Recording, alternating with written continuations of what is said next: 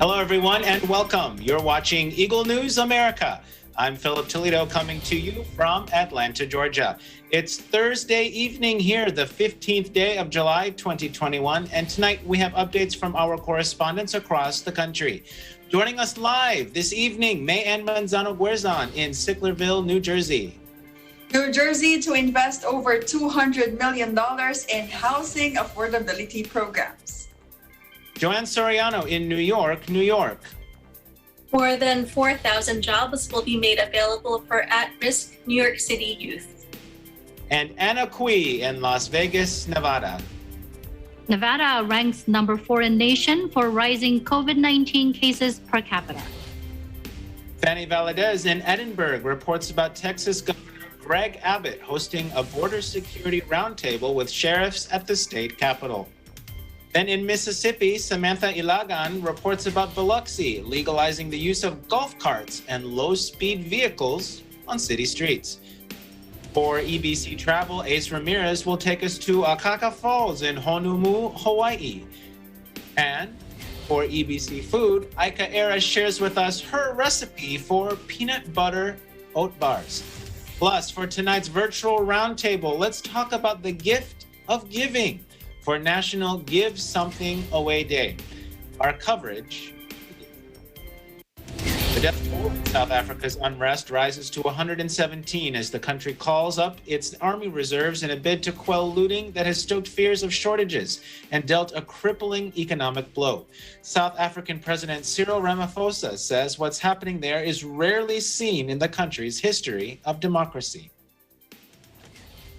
Parts of the country are reeling from days and nights of public violence, destruction of property, and looting of the sort rarely seen before in the history of our democracy. It is therefore a matter of vital importance that we restore calm and stability to all parts of the country without any delay. It is vital that we prevent any further loss of life or injury or destruction of valuable infrastructure and property that sustains the lives of our people.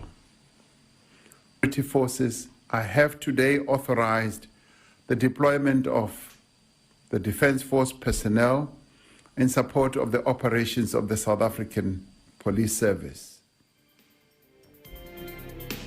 The acting minister in the presidency, Kambodzo Nshavheni, says Johannesburg, South Africa's economic capital, is now relatively calm, while the southeastern province of KwaZulu-Natal, the epicenter of the violence, remains volatile. Defense security and police ministers and top army generals have been dispatched to the KZN to assess the situation and oversee the expanded deployment of security forces. On Wednesday, the government said it would call out around 25,000 troops to tackle the emergency, 10 times the number that it initially deployed and equivalent to about a third of the country's active military personnel. Army Chief Lieutenant General Lawrence Mambatha ordered all reserve members to report for duty as the unrest entered its 6th day. Minister Nshavheni says by this morning, 10,000 boots were already on the ground. Stores and warehouses in Johannesburg and KZN have been ransacked, devastating crucial supply chains for food, fuel, and medicines in Africa's most industrialized economy. Thousands of businesses are estimated to have been plundered in what the minister describes as economic sabotage, masterminded by 12 suspects. She says of the 12 alleged instigators, one is in custody, and the police tracking team has increased the surveillance of the remaining 11. In all, 2,203 people have been arrested during the unrest for various offenses, including theft. Looting continues in KZN, but the situation is quieter in Johannesburg, where volunteers in the city's townships took part in cleanup operations. Residents lined up for their turn to buy food and other essentials at a mall in Alexandra Township in northern Johannesburg that had been spared looting as 20 soldiers patrolled the floors. Volunteers took part in a cleanup operation at the Jabulani Shopping Center in Soweto. Community leader Musa Mabeli Rabede says the use of the army is quite good because the people are quite scared of the army compared to the police. He says it only took 4 soldiers to control a situation of 1,000 people gathering in the mall.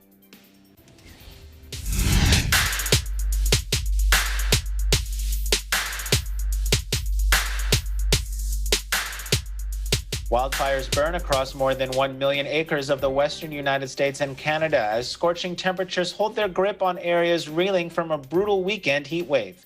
According to the wildfire officials, some 850,000 acres are on fire in the United States, mainly in western states such as Oregon, California, and Arizona, while more than 300,000 acres are smoldering in Canada's British Columbia alone. After a brief lull from late June's previous heat wave, extreme temperatures in recent days reach as far inland as the edge of the Rocky Mountains, part of a dramatic trend that experts attribute directly to climate change. The U.S. National Weather Service warns dangerous temperatures are continuing in the region for early part of the week, with temperatures up to 116 degrees Fahrenheit or 47 Celsius recorded in Southern California on Monday, and a heat advisory issued for communities outside Los Angeles. The National Weather Service says overall temperatures are beginning to dip, with breezes arriving in Northern California and storms in Arizona and New Mexico on Monday, but excessive heat warnings remain in effect for most areas. Particularly high overnight temperatures have robbed many heat-struck regions of much-needed respite, and more sweltering forecasts lie in store for the coming days. The National Weather Service Los Angeles service tweets, quote, "Luckily, the hot spots will start cooling down after today. Enjoy it while it lasts because we are looking at more heat starting this weekend." Evacuees recount how the fires have taken everything they own and fear they have nowhere to go. I was out there, I saw the flames creeping up the side of the bluff about a mile away towards our place and got the call to pack up and go. So I threw what I could in the truck and the 2 dogs and we took off. It's slowly sinking in that I got no place to go to and now I got to figure things out. I love living in the woods too, but I might have to move back to town. I looked out and smoke everywhere. I mean, it was just went from daylight to almost nighttime, just bam. And I thought, crap, my dogs are at home. So I told my neighbor, I got to go back to my house. He says, you better hurry. I drive to my house, and there the ranger guy was at the thing. He says, you can't go back up in there. You got to go. I said, my dogs are in my house. I just jumped out of my vehicle, and I ran, got down there, got my dogs out, and got them in the car. Back in Washington, U.S. President Joe Biden welcomed German Chancellor Angela Merkel to the Oval Office of the White House, where he credits Merkel for the enduring friendship between the two countries. Merkel says she is grateful for the opportunity to discuss relations, obviously always in the context of European matters.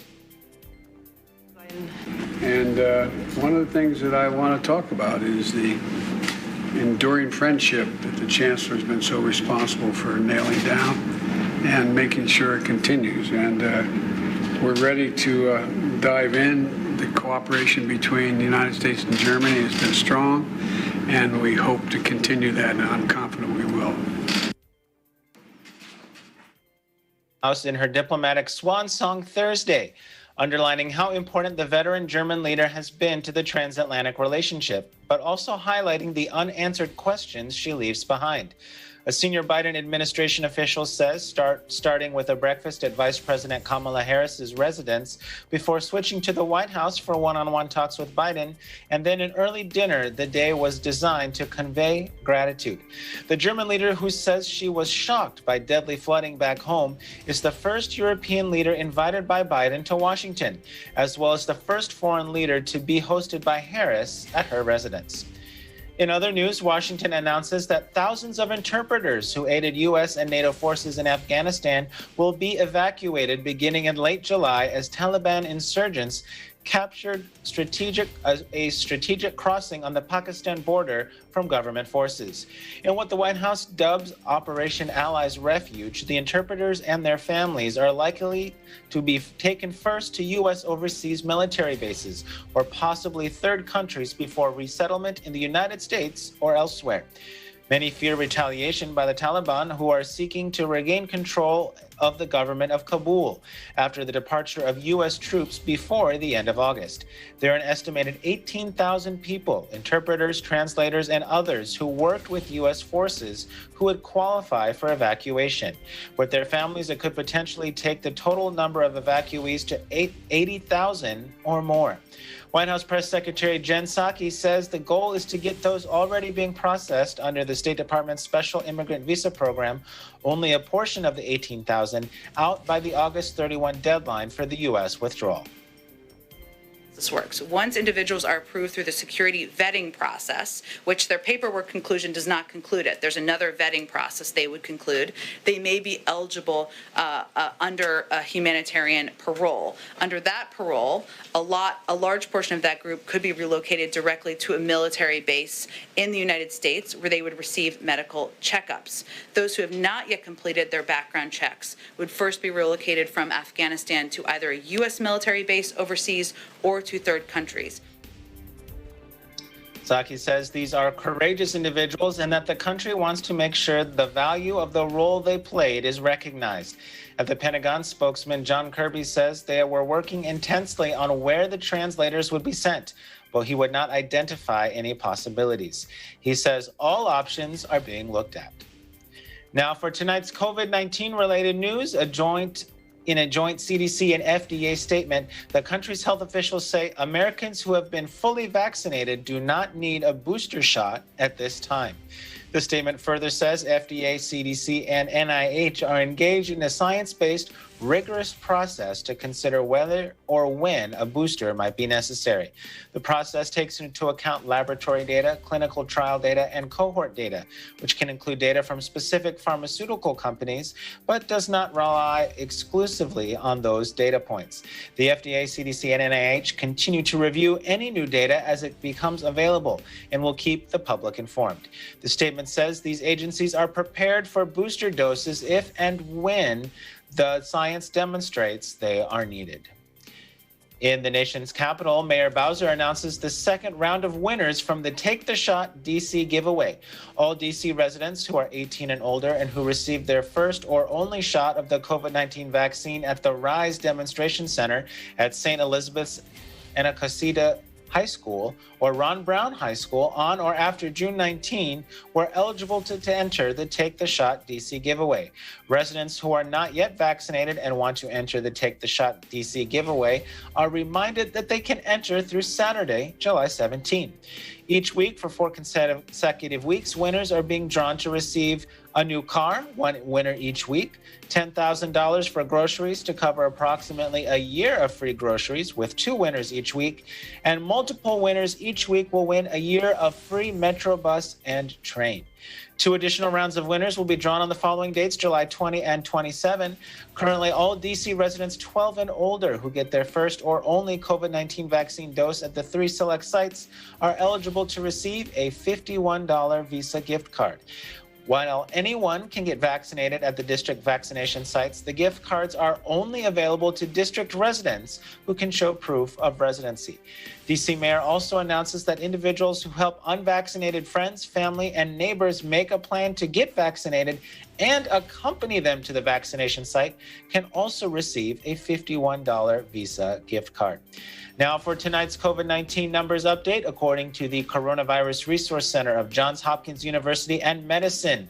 As of 6 p.m. Eastern Time today, July 15, 2021, the number of cases of COVID-19 reported worldwide is now over 188,726,000. The top 3 countries on the list of most recorded cases are the U.S. with 33.9 million, India getting closer with more than 30.9 million, and Brazil with more than 19.2 million.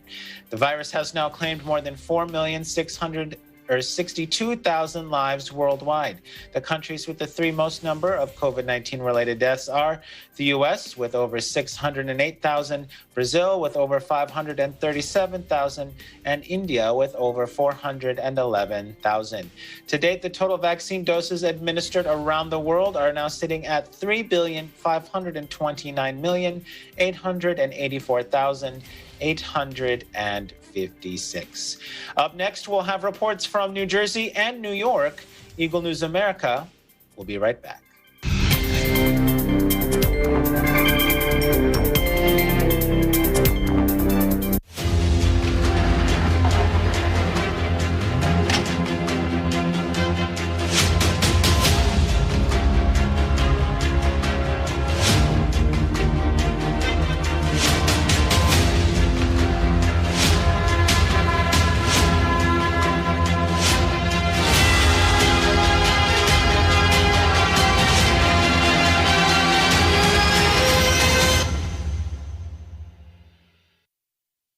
Tagisan ng Galing is supported by Magnolia Incorporated. Magnolia ready-to-cook fried chicken. Worry-free na on your next family meal. Yan ang alagang Magnolia. Pure Foods Tender Juicy Hot Dog. Walang duda, kids can't tell na #1 ang Pure Foods Tender Juicy Hot Dog. Sanig sugar-free white coffee. Sarap ng white coffee, now sugar-free. B-Mag Premium and ProTac Plus Gold. SMC Infrastructure and Skyway Stage 3 Citrus Central Expressway Corporation. San Miguel Foundation Incorporated. Max Pro Northern Cement. Lamang ka dito. Petron Corporation. SMC Global Power. San Miguel Aero City Incorporated. Bank of Commerce, an affiliate of San Miguel Corporation. We think customers. We are IT Philippines Incorporated. Trinidad, your success is our business. Hubert, your ultimate MAPS air conditioning solutions.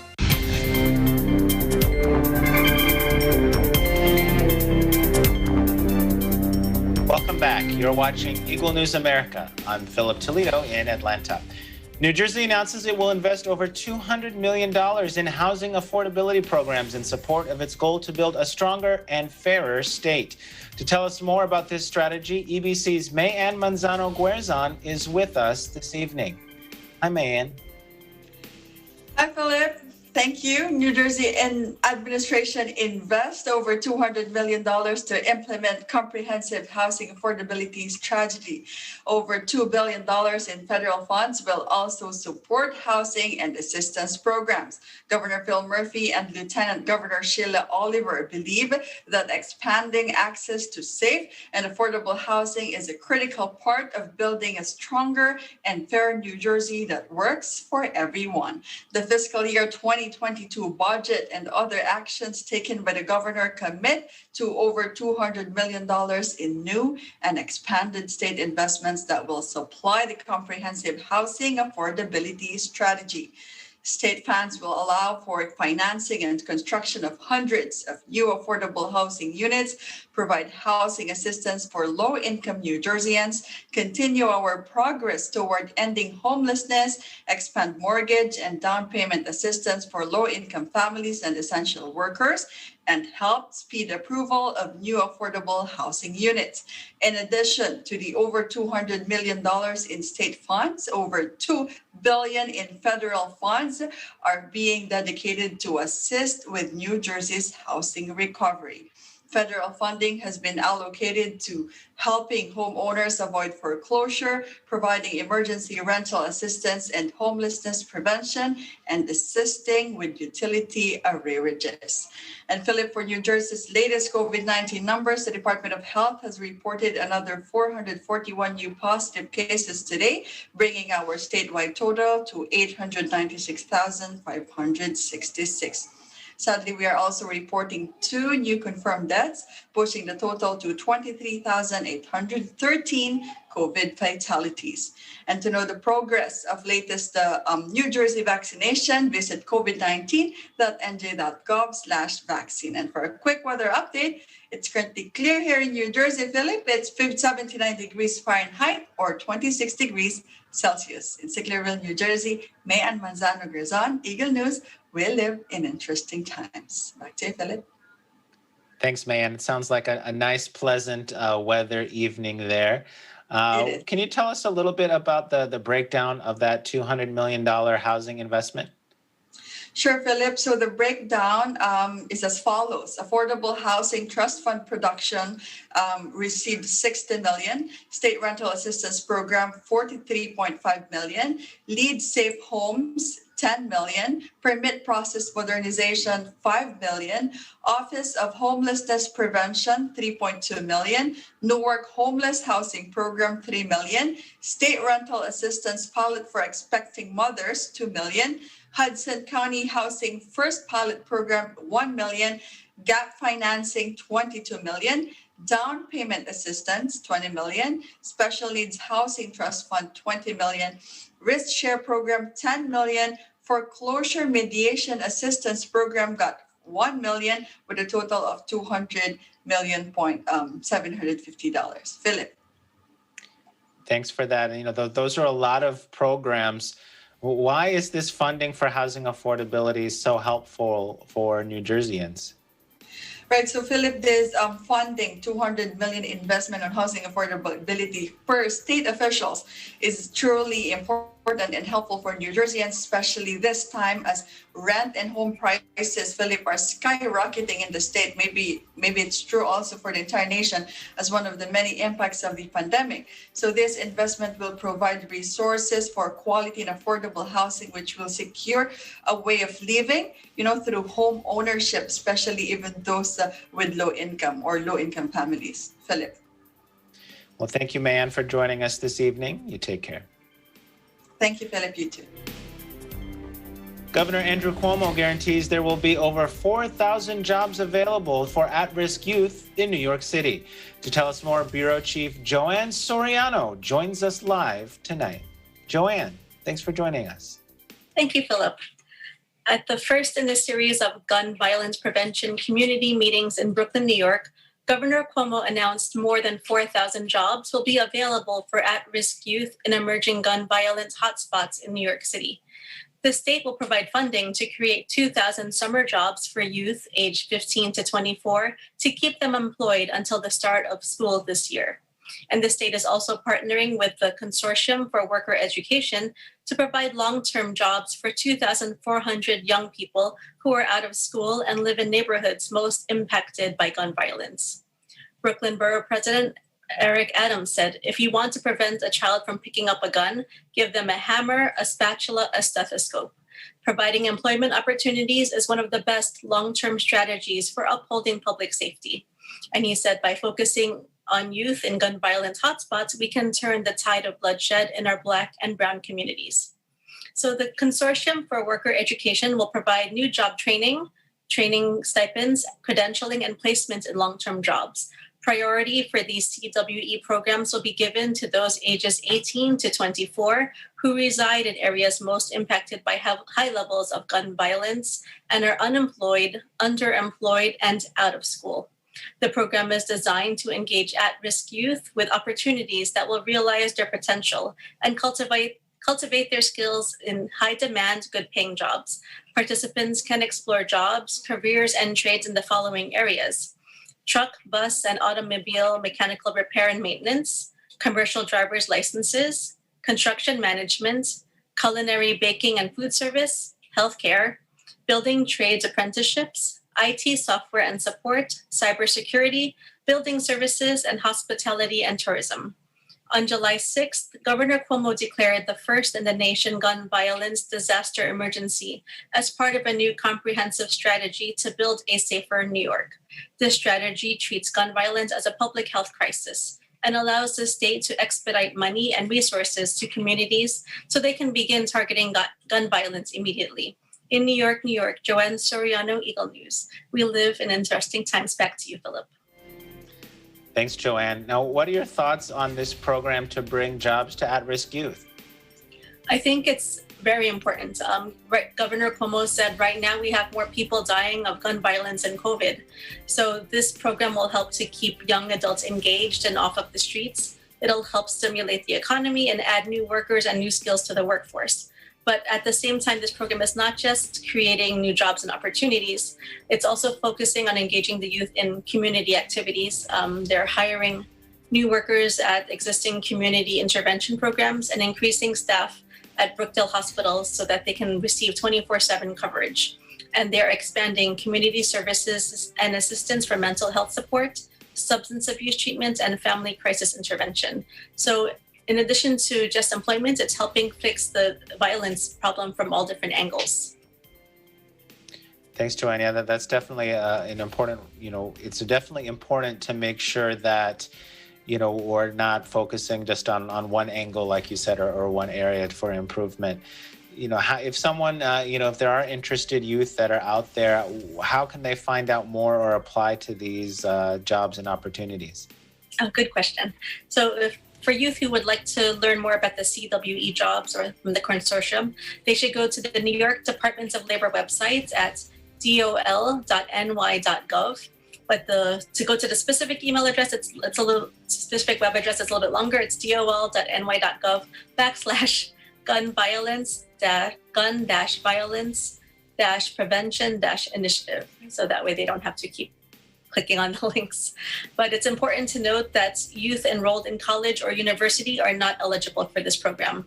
And right now, nonprofit agencies can now refer individuals who they feel could benefit and succeed in the program by going to that website and clicking on the referral link.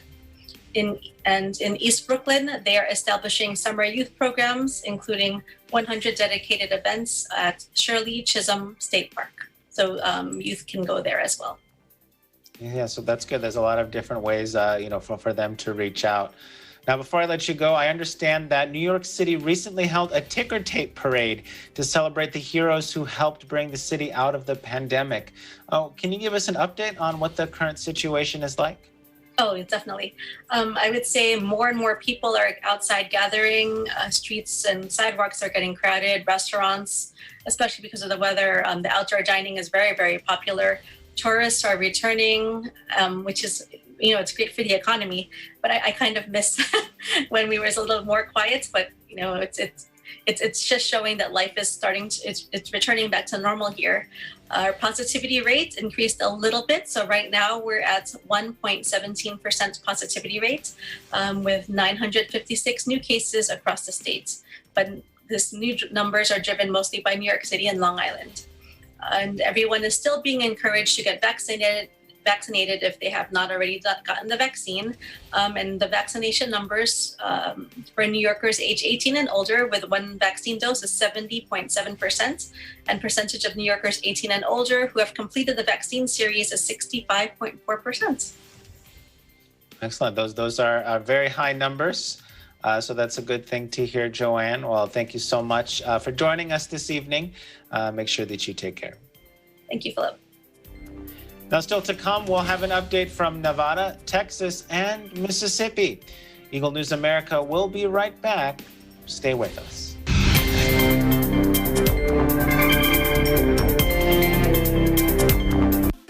Factual. We have to defeat the virus everywhere. Timely information.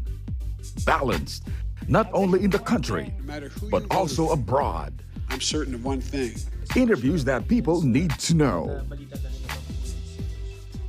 Watch Aguila Pilipinas, a 1-hour newscast of reports coming from regional hubs in Luzon, Visayas, and Mindanao. Know the important updates in Asia in ASEAN in Focus.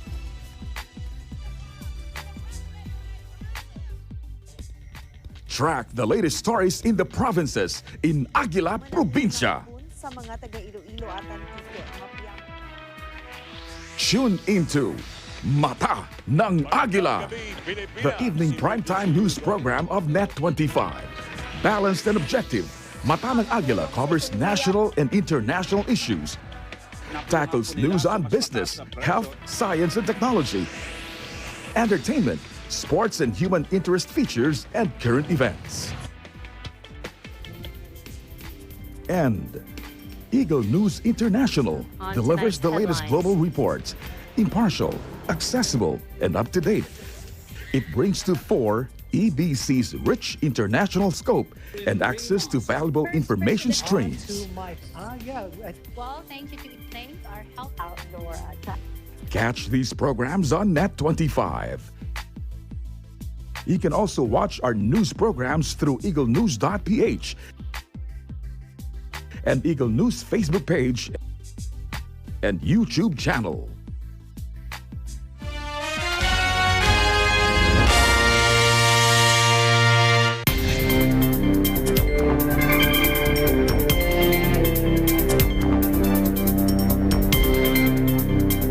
Welcome back. You're watching Eagle News America. I'm Philip Toledo. In Nevada, we have some very disheartening news. The state ranks number 4 in the nation for rising COVID-19 cases per capita. To tell us more about this alarming situation, Bureau Chief Anna Cui is with us tonight. Anna? Thank you, Philip. Yes, COVID-19 cases, hospitalizations, and sadly, even number of deaths are on an upward trend again across the country, not just here in Nevada, especially among the unvaccinated people, according to health officials. On per capita basis, as you mentioned, that's per 100,000 residents. Over the past 7 days, a number of cases jumped significantly. And Nevada, as you mentioned, ranks number 4 on the top 5 list, which includes Arkansas in the lead with 187 cases. Missouri comes second with 174 cases. Florida is third with 149. Here in Nevada, we're averaging 129 cases. And lastly, Louisiana with 126 cases. Again, that's per 100,000 residents in the past 7 days. These same 5 states are considered to be in high level of community transmission, according to CDC, with some of the lowest fully vaccination rates among all the states. Arkansas is actually at only 35% fully vaccinated. And here in Nevada, it is at 43%. Fully vaccinated. This again just shows, strong evidence that vaccination is highly effective in beating this virus, and it is what people need to do to get ahead of the COVID-19, especially with the highly contagious Delta variant that's out there. And speaking of the variant, the health district here continues to sequence samples of positive COVID-19 test results to identify variants of concern. And to date, here in Clark County, the Alpha variant, which is the variant that was first discovered in the UK, it is the dominant variant here with 805 cases. The Delta variant has been identified in 761 cases. And listen to this, Philip. There are now 6. They identified 6 Delta plus variant here in Clark County. The total number of COVID cases identified with variants of concern is 1,736. Nevada Health Response dashboard shows 342,230 confirmed cases statewide. That's up 938 as of Wednesday. Over the last 14 days, the test positivity rate is 10.9% for the state, and it is 12.3 here in Clark County, where Las Vegas is located. That's why I was listening to Joanne's report earlier, and 1.17% there in New York. I'm a lot jealous. Now in Clark County, the Southern Nevada Health District is reporting 4,558 deaths, sadly, and that's up 13 since Wednesday's report. There is a total of 730 hospitalizations, 659 confirmed COVID cases in Clark County. In Las Vegas, Anna Cui, Eagle News, we live in interesting times. Back to you, Philip. Thanks, Anna. Now, we were talking earlier about how, things are starting to get back to normal. But you mentioned that the top 5 states do have low vaccination rates. I'm just curious, what is it there in Las Vegas? So Las Vegas, it is showing 45% fully vaccinated. For the state, it's 46%.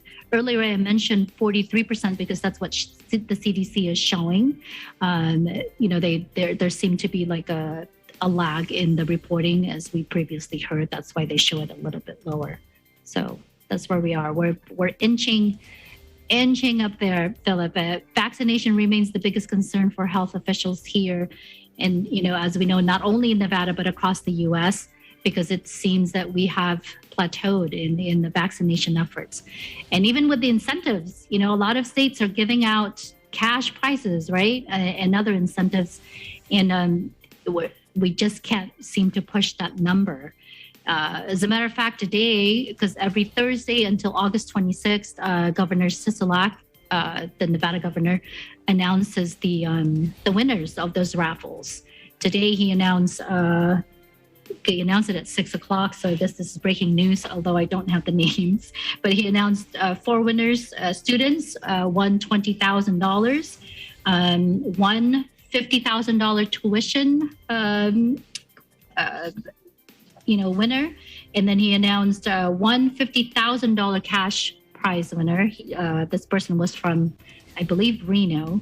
And then 3 people won $25,000 and 10 people won $1,000. So, Philip, and again, he, before the end of that announcement, he again reminded people how important it is to get vaccinated. Absolutely. And I'm starting to hear too that, the effectiveness of the giveaways is coming in question. I mean, even if you just look at, Georgia, where I'm at now, we're not too far, we're behind, but we're not too far behind you. We're at, I think, 39% fully vaccinated and maybe around 44, with at least 1 dose. But on the contrary, there aren't any vaccine giveaways or lotteries or anything like that here in our state. It's just, I think, the grocery store Kroger maybe is doing one, and, different individual businesses or organizations are doing that. But, statewide, there's nothing. And, as we look at these, these increase of cases and, again, everybody's trying to get back to normal. What are health officials there thinking? Are they going to make any changes to help with the rising number of cases? As of today, I didn't see any announcement. I'm just hoping that, because right next door to us is California. LA actually announced that they're, again, encouraging people to continue to wear masks even while indoors. But here in Las Vegas, no changes yet. I actually sent a message to Nevada Health Response, and I haven't gotten any response yet. Philip. Well, thank you so much for that update, Anna. You stay safe there, and we'll catch up with you in our roundtable here in just a few moments. Thank you, Philip. In the state of Texas, Governor Greg Abbott meets with sheriffs to discuss border security. Eagle News correspondent Fanny Valadez has the details. Gracias and hola from the Lone Star State. I'm Fanny Valadez, bringing you the latest updates from the South Texas border region. On Saturday, Texas Governor Greg Abbott held a border security briefing at the Texas State Capitol with sheriffs from border communities and departments of public safety, Director Steve McCraw, Texas Division of Emergency Management Chief Nim Kidd, and Adjutant General of Texas Tracy Norris. Governor Abbott and Colonel McGraw provided updates on the state's efforts to secure the border, and the governor expressed his thanks to the sheriffs for working tirelessly on the front lines of the border crisis, while also reaffirming that state's commitment to partner with local officials to keep the border secure and communities safe. The sheriffs also shared updates about their own efforts to stop the influx of drugs, weapons, and other contraband into Texas. Sheriff Clint McDonald is the executive director of the Texas Border Sheriffs Coalition, which included sheriffs from each of the counties of Culberson, Keeney, Zapata, Presidio, Dimmitt, Valverde, Zavala, Lubbock, Goliad, and McMullen. The current administration's complete abandonment of enforcing the laws that were passed by the United States Congress concerning immigration. There is an unprecedented increase in the number of people coming across the border. And the federal government has, because they've abandoned the responsibility, they have left it to the state of Texas as well as to the counties that are represented here today to have to pick up the load of responding to the unprecedented number of people coming into our country. Our message to the country is that even though the federal government may have abandoned their responsibility, we are not going to abandon our responsibility. We have here with us today people who believe in the rule of law, people who will enforce the rule of law, and there are others like them across the state. And we are not going to abdicate our responsibility to make sure that we are enforcing the rule of law. We're just working on the strategies that are needed to make sure that the state of Texas is providing our local officials every tool and every resource they need so that they're going to be able to keep their community safe. Stay tuned to Eagle News for further updates. In Edinburgh, Texas, I'm Fanny Valadez, Eagle News. We live in interesting times. Vivimos en tiempos interesantes. Now we have good news. Unless you have a need for speed, golf carts and low-speed vehicles are now allowed on Biloxi streets in Mississippi. To tell us more, Eagle News correspondent Samantha Ilagan reports. Thank you and hello from Mississippi. If you're ever driving through the streets of Biloxi, don't be surprised to see golf carts alongside you. Starting in July, the city has legalized the use of approved low-speed vehicles, primarily golf carts with limits of 25 miles per hour or lower on city streets. However, law enforcement officials caution the mixing of low-speed vehicles, such as golf carts, on the same roads as cars. SUVs and 18-wheelers come with responsibilities and rules.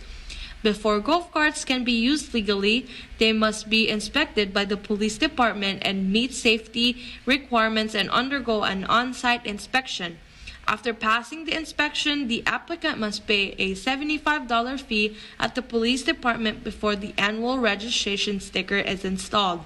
State safety requirements include functioning safety equipment such as headlamps, tail lamps, stop lamps, front and rear turn signals, horn, red reflectors, one per side and one on rear of the vehicle, parking brakes. Windshield must provide eye protection for the front seat passengers with an obscured view, vehicle identification number provided by the manufacturer generated by the Mississippi Tax Commission, seatbelts for all sitting positions, mirrors on driver's side exterior and on exterior passenger side, interior rear view, and unobstructed rear visibility. Please take note, no golf cart or vehicle designated to go faster than 25 miles per hour can be approved as low-speed vehicle. Driving a golf cart on a city street has the same standards as driving a vehicle. The driver must have a valid driver's license or a valid driver's permit and a proof of insurance at the time of inspection. And when operating a golf cart, they can only be driven on city streets with speed limit of 25 miles per hour or less. In some cases, you can cross a street with a speed limit higher than 25 miles per hour. Golf carts must adhere to all rules of the road. Golf carts are not permitted on any city street with speed limit of more than 25 miles per hour, meaning no golf carts are allowed on U.S. or interstate highways and other major thoroughfares with speed limits above 25 miles per hour. Golf carts registrants who violate safety rules may be fined up to $500. Meanwhile, I hope you're staying safe in your part of the country. In Biloxi, Mississippi, I'm Samantha Ilagan, Eagle News. We live in interesting times. Up next, we'll have features on travel, food, and today's virtual roundtable about the gift of giving, because again, today is National Give Something Away Day. Eagle News America will return shortly. Stay with us.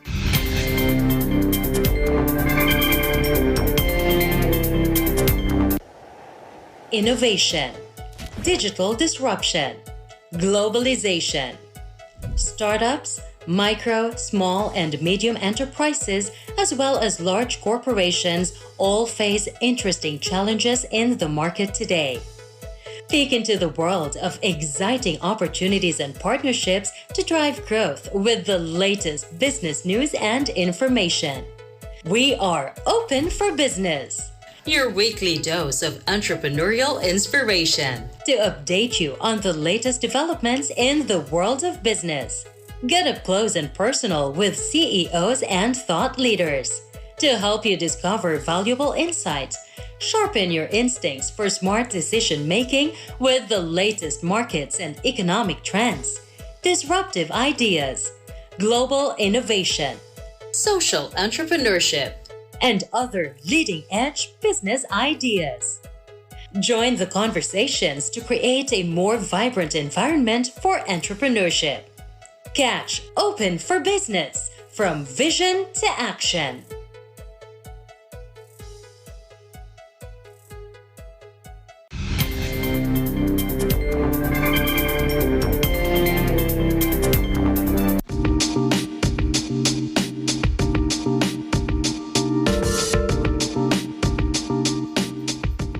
Now for EBC Travel, let's join Ace Ramirez on a hike through a scenic park in Honolulu, Hawaii, where the free-falling Akaka Falls await.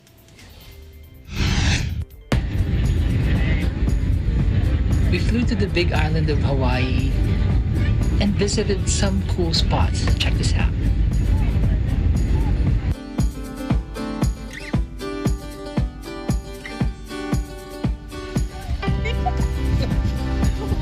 You've probably heard about the famous Mount Mauna Kea, the tallest mountain in the world. Mauna Kea summit is 13,796 feet above sea level and rising about 33,500 feet from the ocean floor. Mauna Kea is slightly taller than Mount Everest, which is the tallest mountain above sea level, measuring at 29,029 feet, according to the NOAA, or National Oceanic Atmospheric Administration. It's a So it's a 45-minute trail that we just started. We're just 5 minutes in. Look at that. Look at how far we have gone. You can't even see it, but it just keeps getting lower and lower, and then we have to go up the stairs. Inkberries.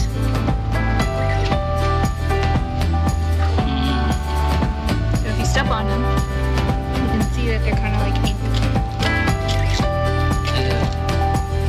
Then why did you step on her?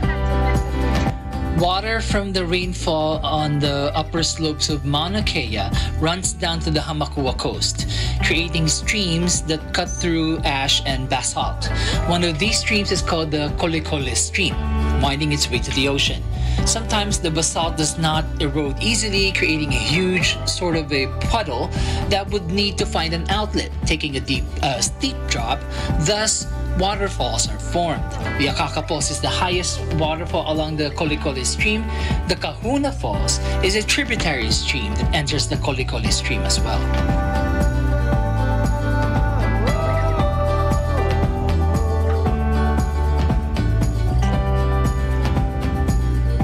The greenery along the trail is lush. Bamboo, wild orchids, banyan trees, and different species of ferns. Quite a nice break from the volcanic landscape of the Big Island.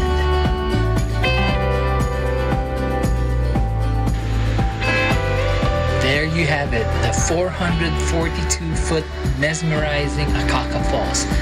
Believe it or not, it's twice the height of Niagara Falls, making it one of the most visited spots in the Big Island.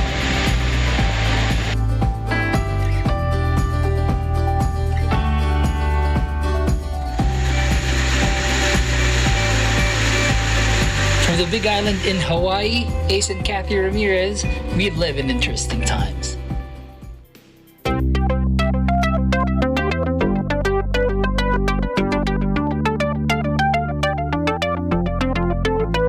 Aika Era of our Sacramento team once again takes us to her kitchen as she whips up her recipe for peanut butter honey oat bars. Take a look.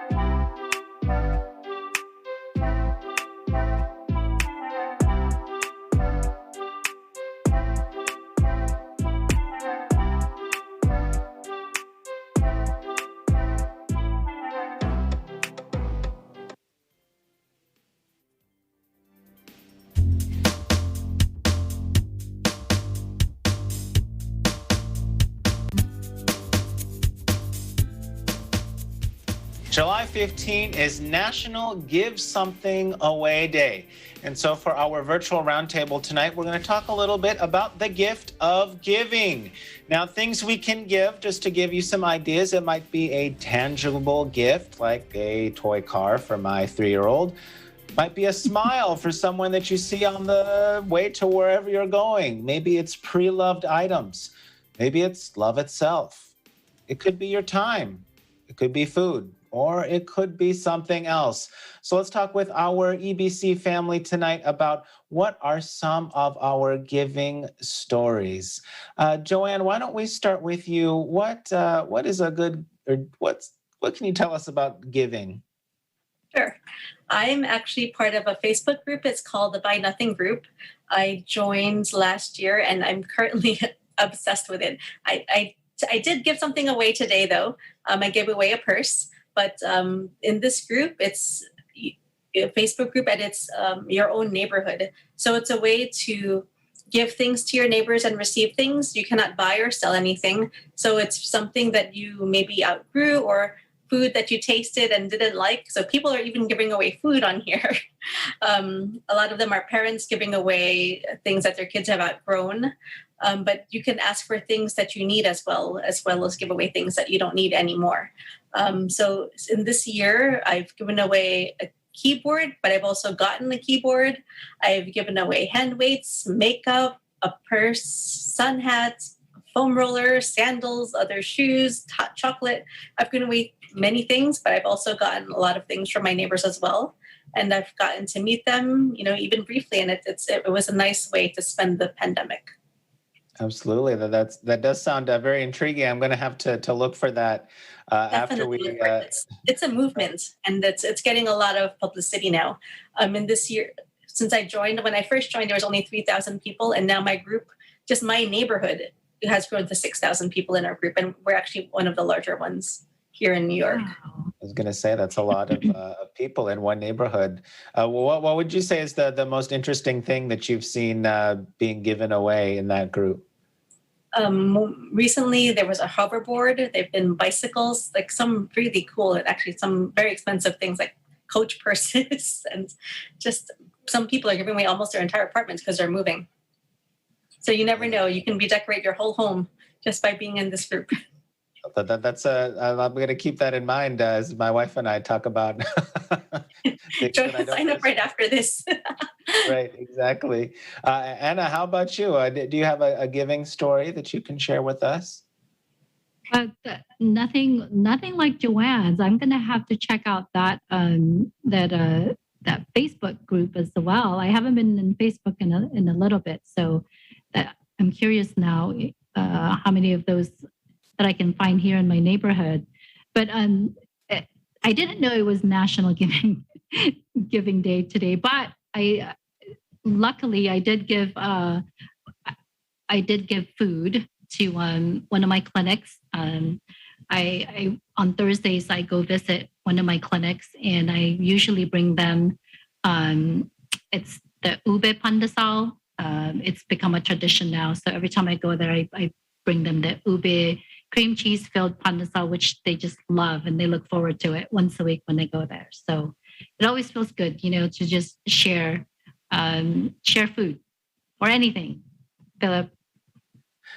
Absolutely, Anna. And speaking of sharing food, that makes me think. Most recently we had a, at my my other job from being part of the Eagle News America family, we had an Employee Appreciation Day, and so it was interesting to and fun to be able to just be part of that and help.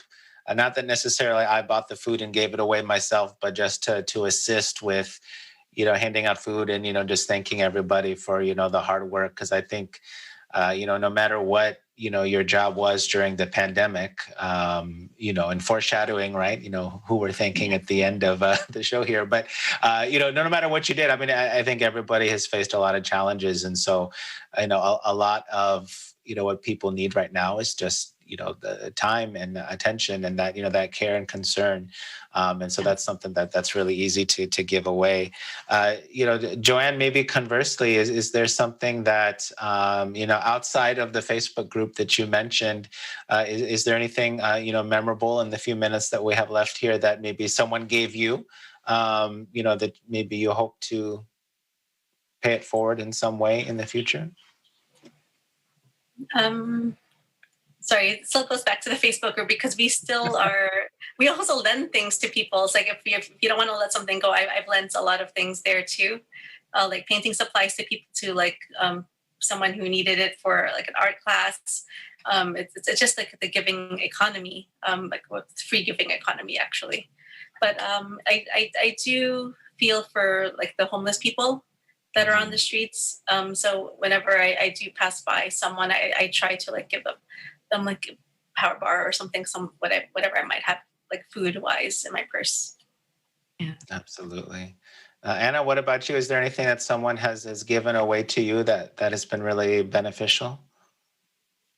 My boss, I have a really nice boss from my other job, Philip, and she's always giving us things. So she's given me. She loves to crochet, so she's given me this. I wish I had it right now. This beautiful crochet. It's like velveteen, very soft, and even though it's summer, it's hot here in Vegas. I'm one of those who can't sleep without any covers, so I still use it because it's still very light. So that's been very useful. And Joanne mentioned giving to homeless. As a matter of fact, last week I remember we were going to a fast food place, and there was somebody sitting there with a sign, and we bought them food and gave that to him, and just the look on his face, it's priceless. Absolutely. Absolutely. Now, thank you so much for sharing that. Before we go, there's one more thing that we have to give away, and that is a salute and a tremendous round of applause again for all of our healthcare workers, first responders, frontliners, everybody out there helping us push through to the end, almost there, of the pandemic. We give you this round of applause. Thank you so much for all that you do. And thank you for joining us on tonight's episode of Eagle News America. As we head into the weekend, we hope that wherever you are, you're staying safe and you're staying well. I'm Philip Toledo. We live in interesting times.